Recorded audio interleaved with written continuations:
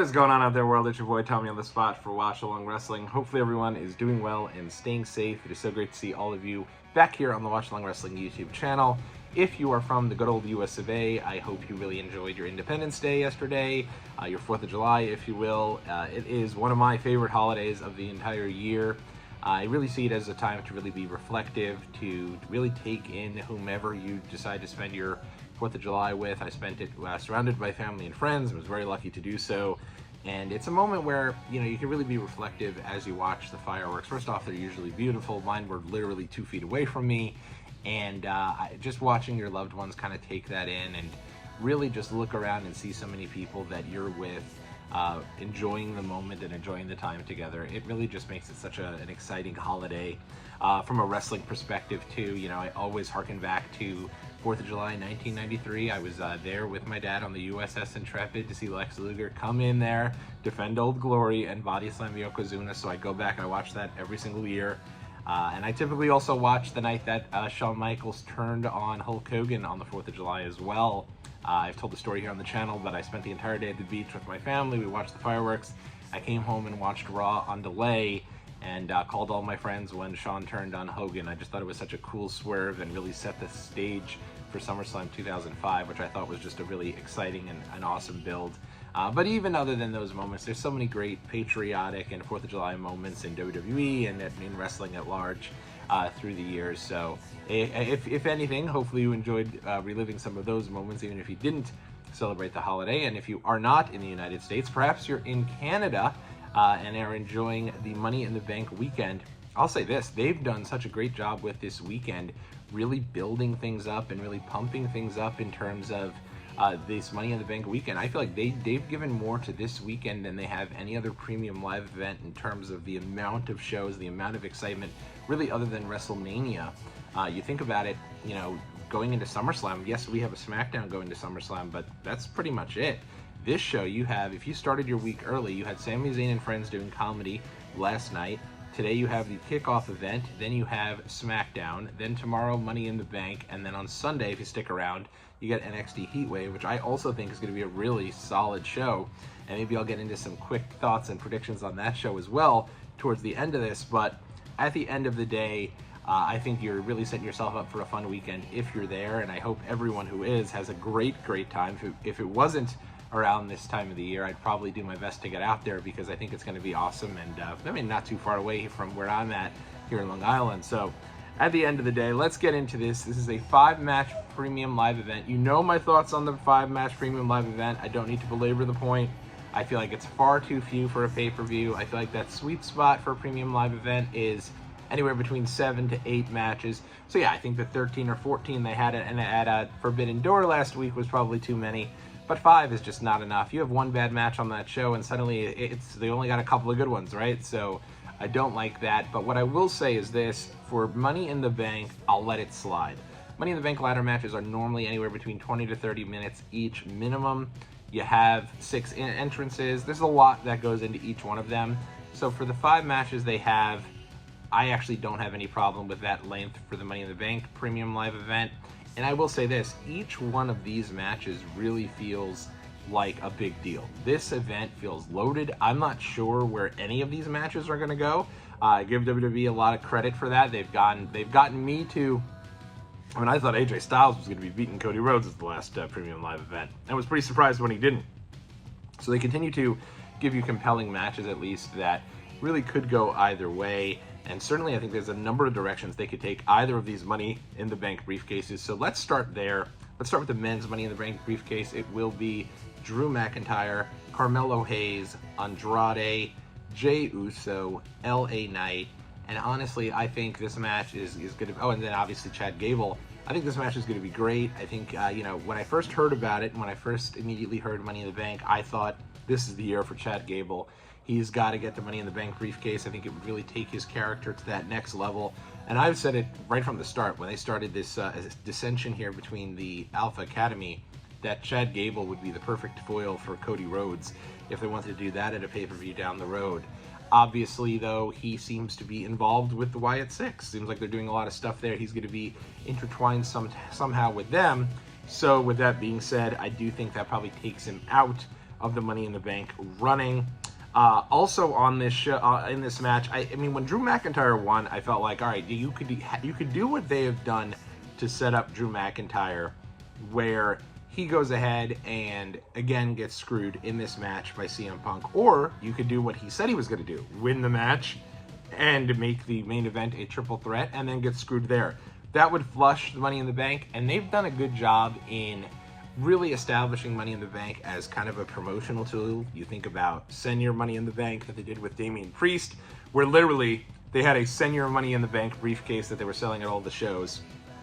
So from that standpoint, I just do not expect that that's the way they're going to go here with the Money in the Bank, with Drew just flushing it out and then probably getting screwed by Punk again at the end of the night. I expect Punk to screw Drew McIntyre in this match, and he will not win the Money in the Bank briefcase. So that leaves us really with 4 challengers. I think, Carmelo, I'd love to see Carmelo Hayes just get the rocket strapped to him, but they've just not showed that they've been doing that with him at all in the main rosters yet, so I don't expect it to be him. Same with Andrade, him having the Speed Championship. I don't expect that to be kind of anything that they invest in him. So that really leaves us with 2 options, Jey Uso and LA Knight. Yeah. I could definitely see LA Knight winning this and immediately getting on the mic and saying, I'm cashing this in on Logan Paul. Groans, I know. I am not a fan of anyone cashing in the Money in the Bank briefcase unless it's to one of the bigger championships. That being said, I do think that's the direction they're going, LA Knight and Logan Paul. So I could certainly see that being an option where LA Knight does cash in on Logan and say that's the way he wants to go at SummerSlam. But I also think, and this is going to be my prediction, they're going to go with Jey Uso here. I don't think Jey needs the briefcase, but again, we're looking at the marketing piece. I think we're getting Yeet in the Bank. I think they're going to have a specific briefcase all set up for him just in time for SummerSlam, where everyone can go buy those briefcases, and that's the direction they'll go.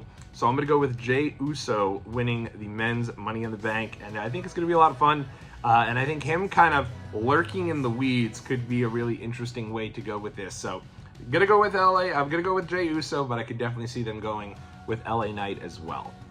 Moving on to the women's Money in the Bank match. This one should be great. Lots of fun names in this women's Money in the Bank match. In this match, you have Zoey Stark, Lyra Valkyria, Tiffany Stratton, Naomi, the hometown hero, Chelsea Green, and the defending Money in the Bank champion, if you will, Io Sky. What a fun match. You don't have any of really the established big-time champions or former champions in this match. It really feels like this is one for the next level, if you will.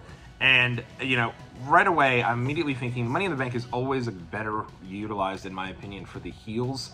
And if we're going to go with Jey Uso, and I, as a matter of fact, I didn't even mention this with my Jey Uso pick, he's literally on the cover of the promo for this show, and he has the Yeet in the Bank briefcase. This is the way they're going. I think Jay's got this. So let's get into the women's here. I think they're going to go with the heel, especially if they go with a babyface in the men's. So that really, in my opinion, leaves us with 2 real challengers who can win this. I think this could be Tiffany Stratton's match to lose. This could be one way that they kind of strap the rocket fully to her.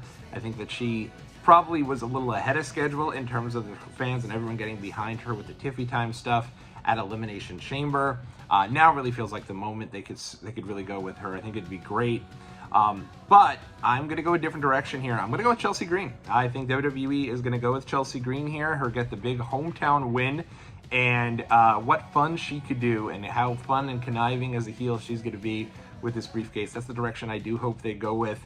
But overall, I'm just looking forward to this one. It's so great to see these women get an opportunity on a premium live event. I mean, Naomi hasn't really had a showcase since she's returned. I know she was involved with Bianca and Jade, but hasn't had like a singles opportunity.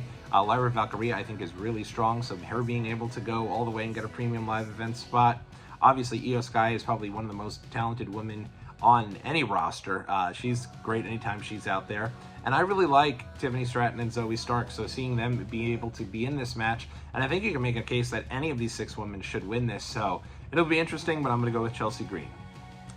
Moving right along, let's go with the Intercontinental Championship. It will be Sami Zayn in his home country of Canada, defending that championship against Braun Breaker.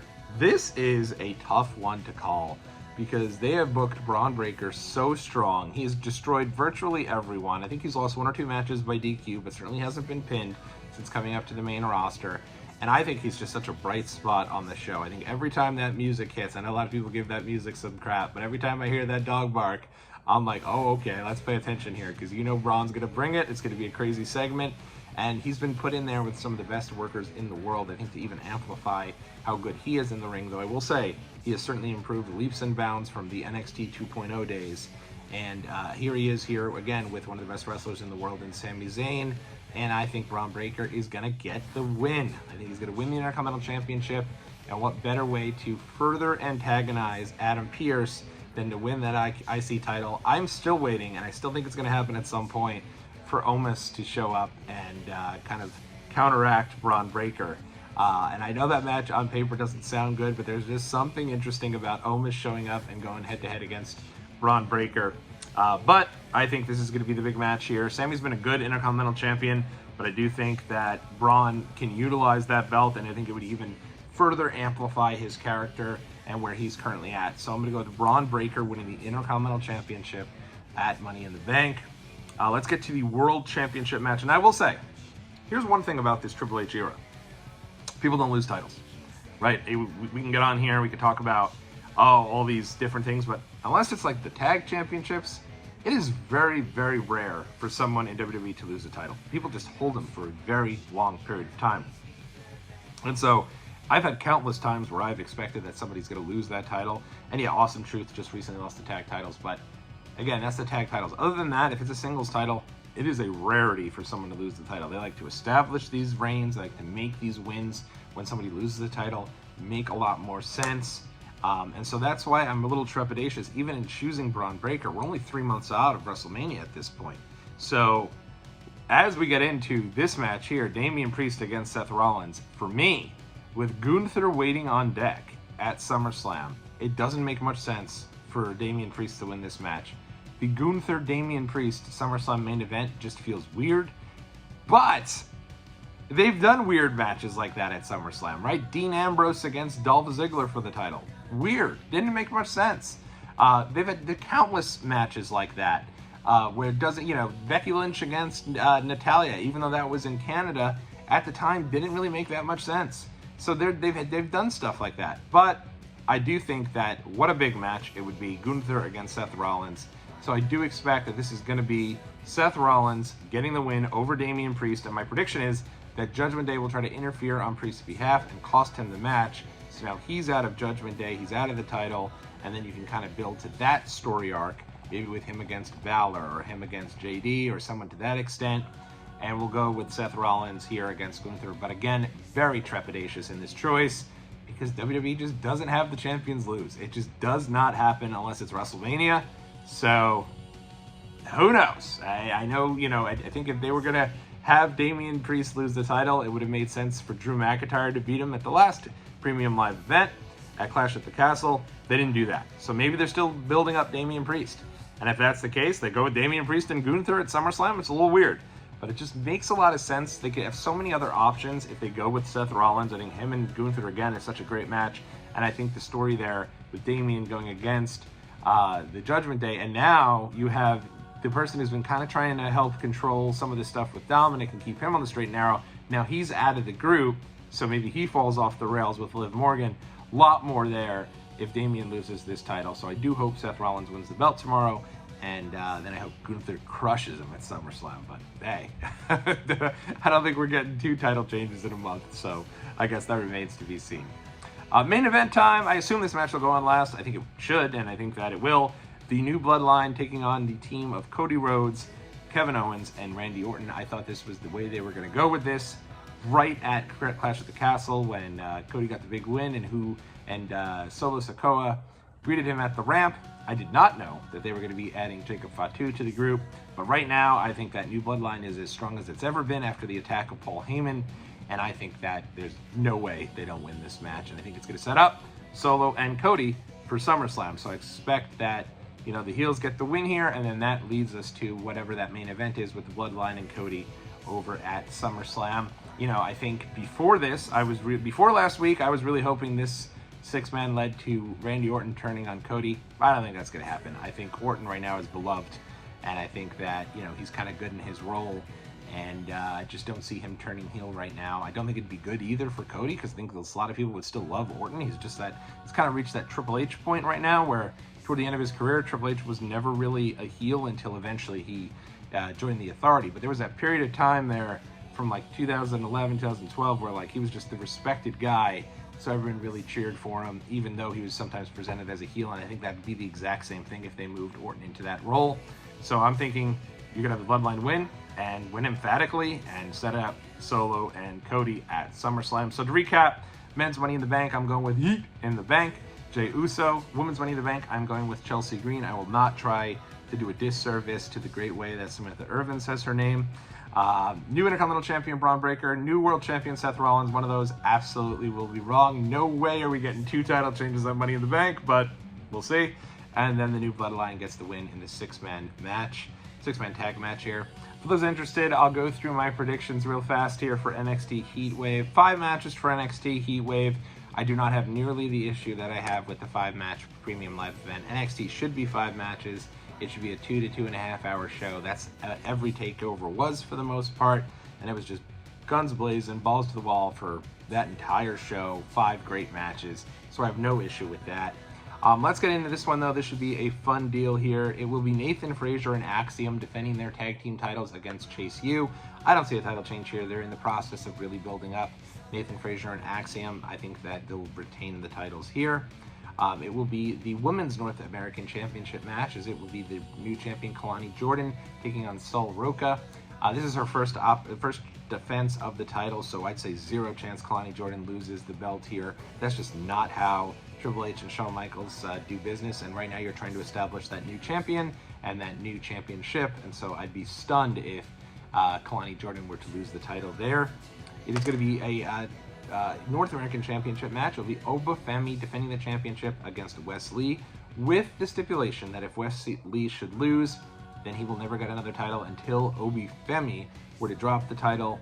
I don't see a title change here. I think the story is going to be fun that comes after this, with Wes Lee trying to do whatever he can to help Oba Femi lose that championship. So that's the direction that I think they'll go with this. I don't see Wes Lee winning the title. I'd love to see it. I like Wes Lee a lot. I think the world of the kid, and I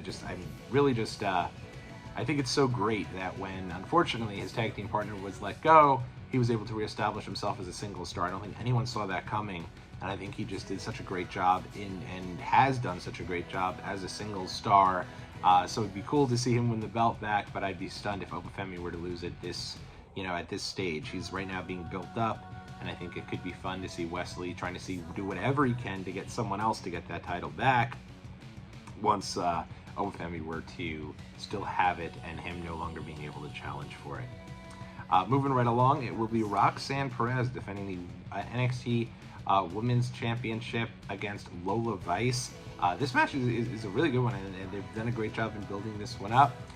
Again, I don't see a title change here. I think Roxanne Perez is going to retain the championship. I think they're still building her up in her heel persona. I think she's done a great job in that role, and that's I think they'll keep the belt on her. Though, wouldn't be stunned to see a title change, but I'm going to go with Roxanne Perez retaining the championship. And then in the main event, it will be Trick Williams defending the NXT World Heavyweight Championship in a fatal 4-way against Javon Evans, against Shawn Spears, and against Ethan Page. I like that they turned this into a fatal 4-way. When Javon Evans won the Battle Royal, I was like, wow, he's spectacular, but that feels like a weird match. I think both guys are pretty beloved right now in NXT, so I think having the heel foils makes a lot of sense. Shawn Spears finally getting his big NXT title match in Toronto. He's wanted this one really back since he was in NXT the first time around in 2016, and it was his idea to actually win the title just on a short-term basis to get that big hometown moment. And even though he did not get it 8 years ago, my prediction is that he will win the championship this Sunday at NXT Heatwave 2024. I expect that he'll get the win over Javon Evans or over Ethan Page, and then that'll set up a rematch with him and Trick Williams down the line. I don't think it would hurt Trick Williams' momentum at all. I think he'd be protected. I think that's why the other guys are there, but I do think for a short-term moment, the hometown moment, Shawn Spears is going to win the championship. Second I saw him in the Battle Royal, I expect him to win the Battle Royal and go on and get this moment in Canada. I know, obviously, Ethan Page is also Canadian, so both of them a good moment, but I know Shawn Spears has wanted this literally for 8 years, and I'm expecting that he's going to get it. Shawn Spears, your new NXT World Heavyweight Champion. It sounds insane, and I think that if it was anywhere else, no chance. But I really just expect that because this is in Canada here, I think he's going to get that opportunity. So those are my predictions for Heatwave and for Money in the Bank. Should be a really fun weekend. I'm excited for this kickoff event that they have tonight. I love those. Those are so much fun. Great hype pieces. SmackDown should be good tonight as well. So enjoy a great weekend of wrestling. You can all settle in now. They got the holiday, the family, and the friends out of the system. We can all settle in for some wrestling. Let me know what you're thinking about it in the comment section below. And of course, catch y'all in the next video.